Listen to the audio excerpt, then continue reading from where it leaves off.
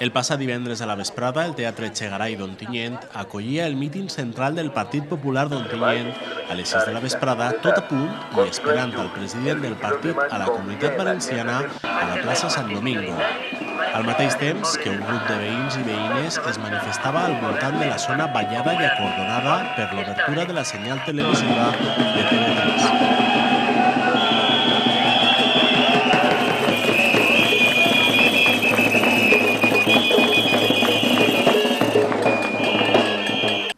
Francisco Camps va fer arribada a les portes del Teatre Echegaray, arropat per militants i membres del partit de la comarca de la Vall d'Albaida.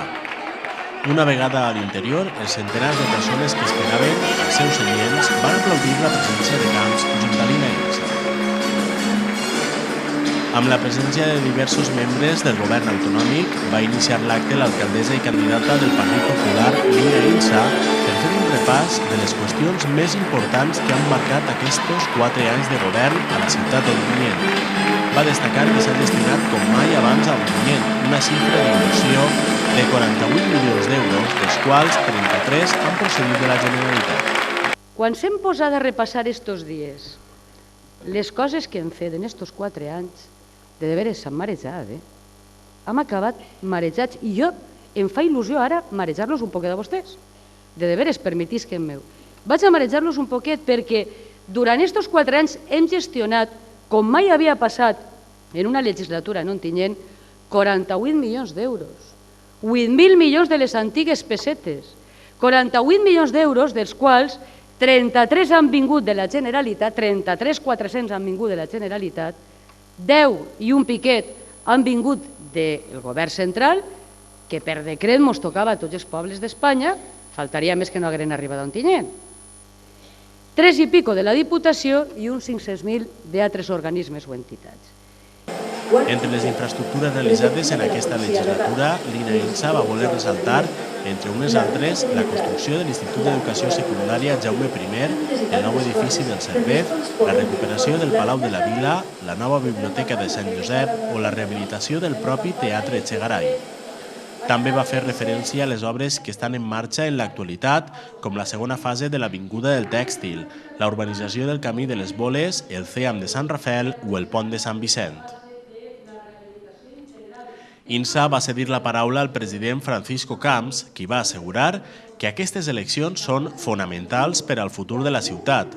Camps va subratllar que és important que el Partit Popular guanyi per majoria absoluta a Ontinyent perquè no hi hagi un embolic al govern municipal. Si Lina Insa continua sent alcaldessa d'Ontinyent, Ontinyent estarà orgullosa de ser Ontinyent i valenciana.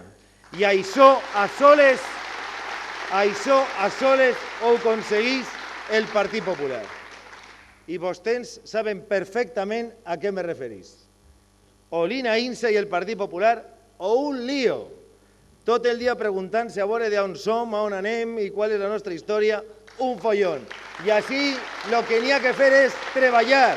Colatges, hospitals, carreteres, accessos i, en definitiva, fer gran i bonica esta gran ciutat fonamental per a la Comunitat Valenciana perquè és un motor essencial de tot el nostre territori.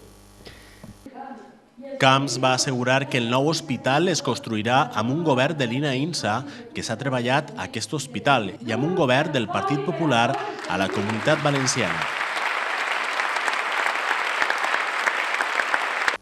I al final, en dificultats, però al final vaig vindre ací fa unes setmanes i varen presentar l'hospital que es mereix a Ontinyent.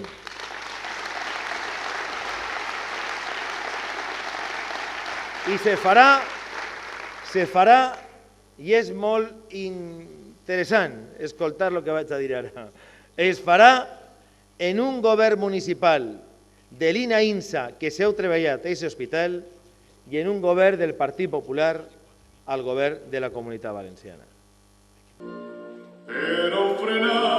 L'acte va finalitzar amb un himne regional que va ser cantat de peu per els representants polítics del Partit Popular i el públic assistent.